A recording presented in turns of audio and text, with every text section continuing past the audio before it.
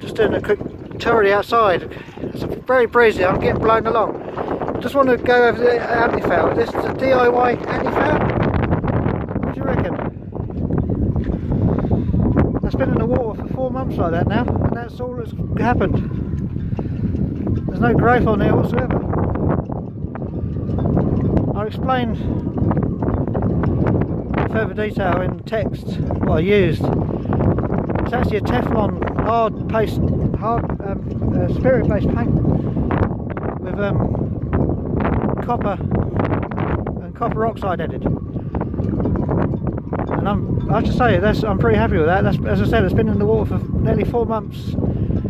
There's no growth on it whatsoever, and there's been no cleaning going on either.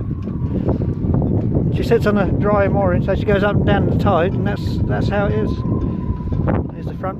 There's the graphics I chose for the front. The red and blue stripes there are actually 3M, so at night when there's a light on there, they shine up like an ambulance, a fire engine does, to be honest. You can just about make out the marker lights. I didn't explain to them. There's marker lights that run, electric LED marker lights that run all the way along the side. They come on with the anchor, so when you have the anchor lights on, they shine. Lights up the side deck slightly. Gives good visibility while you're at anchor at night. I'm going to have to have a word with the harbour about the mooring boys. They're a bit knackered. One of the rears actually sinking.